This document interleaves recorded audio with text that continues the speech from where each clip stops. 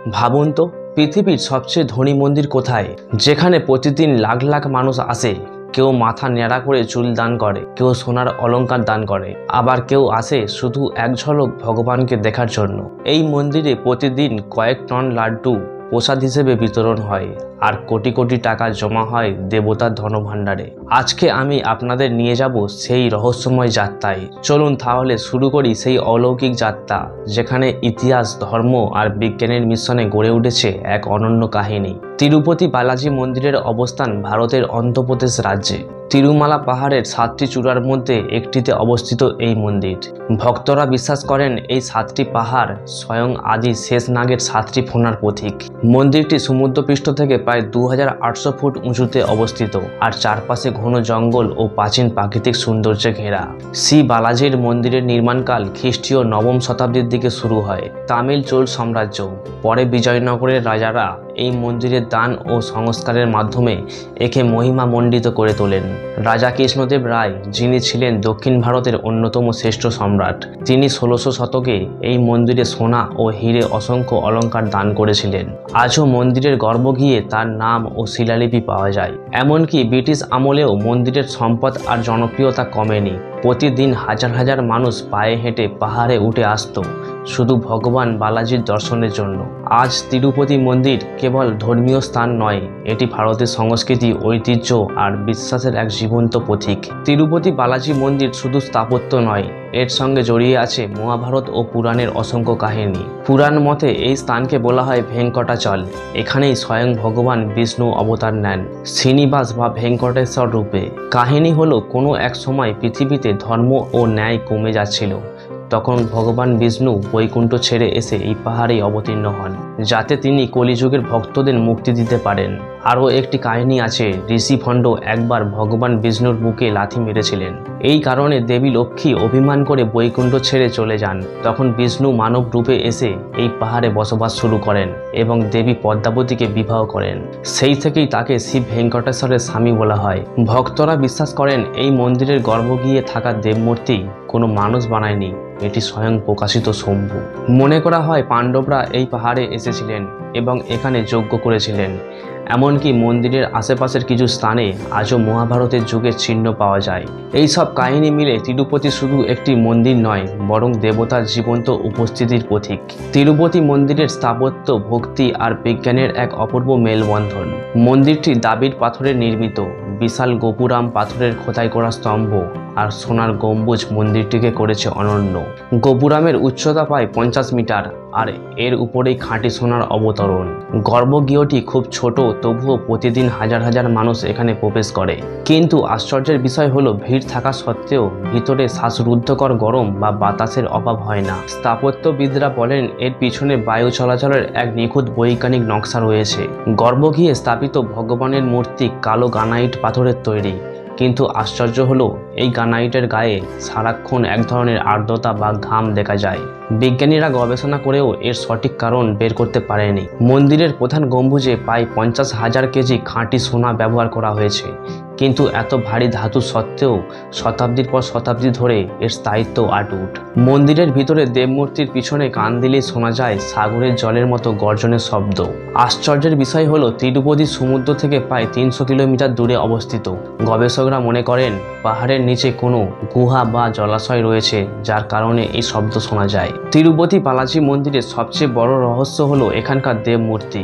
ভগবান ভেঙ্কটেশ্বরের মূর্তি সাধারণ কোনো শিলামূর্তি নয়। মূর্তির উচ্চতা প্রায় 8 ফুট, আর মাথায় থাকে হীরকখচিত মুকুট। মূর্তির চোখ এতই উজ্জ্বল ও তেজস্বী যে ভক্তরা যাতে ভয় না পায়, তাই চোখে সবসময় চন্দন ও তুলসীর আস্তরণ রাখা হয়।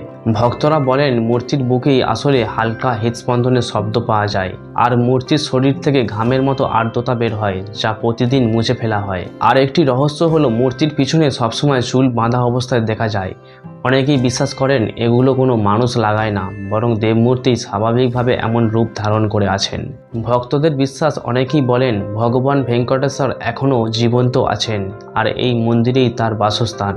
তাই মন্দিরে প্রবেশ করার সময় প্রতিটি মানুষ মনে করে সে যেন সরাসরি ভগবানের সামনে দাঁড়িয়ে আছে। তিরুপতি মন্দিরের আচার অনুষ্ঠান ভক্তদের কাছে সমান গুরুত্বপূর্ণ যেমনটি দেবমূর্তির দর্শন।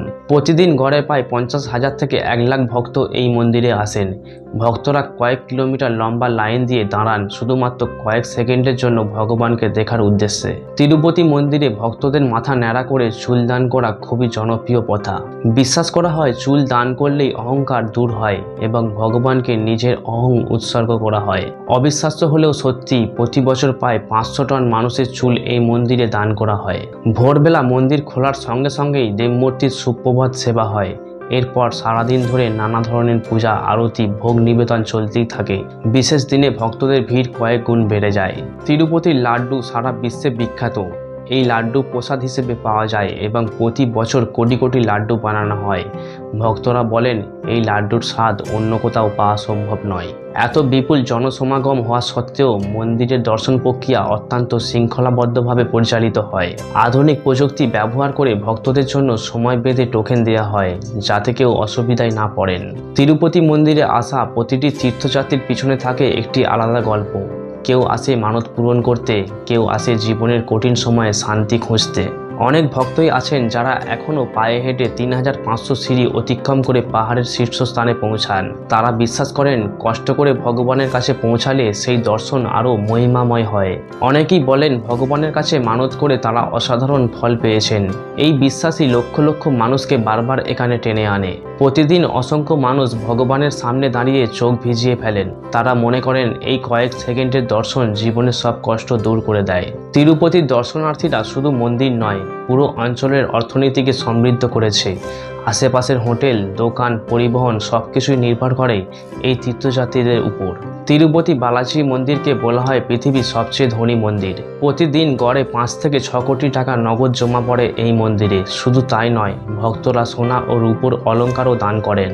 এই তিরুপতি মন্দিরের বার্ষিক আয় প্রায় 3000 থেকে 4000 কোটি টাকা। এই আয়ের বড় অংশ ভক্তদের দান হিসেবে আসে। এখানে প্রায় প্রতি বছর 500 টন মানুষের দানকৃত চুল আন্তর্জাতিক বাজারে বিক্রি হয়। এতে কোটি কোটি টাকা আয় হয় যা মন্দিরের ধনভাণ্ডারে যোগ হয়। বলা হয় এখানে এমন কিছু গোপন ভাণ্ডার আছে যেগুলো শতাব্দীর পর শতাব্দী ধরে অক্ষত রয়েছে। এই বিপুল অর্থ কেবল মন্দিরেই থেমে থাকে না, মন্দিরের ট্রাস্ট এটিকে ব্যবহার করেন হাসপাতাল চালাতে, স্কুল, বিশ্ববিদ্যালয় গড়তে, দরিদ্র ভক্তদের জন্য বিনামূল্যে খাবার ও আশ্রয় দিতে। তাই তিরুপতি শুধু ধর্মীয় স্থান নয়, সামাজিক ক্ষেত্রেও মানুষের কল্যাণে বিশাল ভূমিকা রাখে। তিরুপতি বালাজি মন্দিরকে ঘিরে শুধু ভক্তির কাহিনী নয়, অসংখ্য বৈজ্ঞানিক রহস্যও রয়েছে এখানে। প্রতিদিন দেবমূর্তির শরীরের আর্দ্রতা জমে যেন তিনি ঘেমে যাচ্ছেন। বিজ্ঞানীরা নানা পরীক্ষা করেও সঠিক কারণ খুঁজে বের করতে পারেনি। মূর্তির পিছনে কান দিলেই সাগরের গর্জনের মতো শব্দ শোনা যায়, অথচ তিরুমালা পাহাড় সমুদ্র থেকে প্রায় 300 কিলোমিটার দূরে অবস্থিত। অনেক গবেষক মনে করেন পাহাড়ের নিচে বিশাল জলাধার থাকতে পারে। ভক্তরা বলেন মূর্তির মাথায় সবসময় প্রাকৃতিক চুল বাঁধা অবস্থায় থাকে। আশ্চর্য হলো এই চুল কখনো জট বাঁধে না, সবসময় নতুন ও তাজা মনে হয়। যখন হাজার হাজার ভক্ত ভিতরে ঢোকেন তখন গর্ভগৃহের ভিতরের তাপমাত্রা আশ্চর্যজনকভাবে নিয়ন্ত্রিত থাকে। গবেষকদের মতে মন্দিরের প্রাচীন স্থাপত্যে এমনভাবে বায়ু চলাচলের পথ রাখা হয়েছে যা প্রাকৃতিকভাবে ঠান্ডা রাখে। তিরুপতি বালাজি মন্দির শুধু একটি ধর্মীয় স্থান নয়, এটি একদিকে ইতিহাস, অন্যদিকে আধ্যাত্মিক শক্তির প্রতীক। হাজার হাজার বছরের পুরানো স্থাপত্য, অসংখ্য অলৌকিক ঘটনা, ভক্তদের অগাধ বিশ্বাস আর বৈজ্ঞানিক রহস্য সবকিছু মিলে এই মন্দির পৃথিবীর অন্যতম বিস্ময়। প্রতিদিন লাখ লাখ মানুষ এখানে আসেন, কেউ মানত পূরণের আশায়, কেউ আবার শুধু ভগবানের এক ঝলক দর্শনের জন্য। আর সেই কয়েক সেকেন্ডের অভিজ্ঞতা তাদের জীবনের সব কষ্ট যেন তুচ্ছ করে দেয়। এই মন্দির আমাদের শেখায় বিশ্বাস মানুষকে শক্তি দেয়, ভক্তি মানুষকে বিনয়ী করে, আর এই ঐতিহ্য প্রজন্ম থেকে প্রজন্মের সংস্কৃতিকে বাঁচিয়ে রাখে। আপনি বিশ্বাসী হন বা গবেষক, তিরুপতি বালাজি মন্দিরের কাহিনী আপনাকে নাড়া দেবেই। কারণ এখানে কেবল ধর্ম নয়, মানুষের আশা, আস্থা আর ভালোবাসার অদম্য শক্তি লুকিয়ে আছে। যদি ভিডিওটা ভালো লেগে থাকে অবশ্যই একটা লাইক করুন এবং কমেন্টে জানান আপনার মতামত। আর এই রকম রহস্যময় ইতিহাস জানতে চ্যানেলটিকে অবশ্যই সাবস্ক্রাইব করে রাখুন। আবার দেখা হচ্ছে পরের কোনো একটা ভিডিওতে। ততক্ষণের জন্য ভালো থাকবেন, সুস্থ থাকবেন।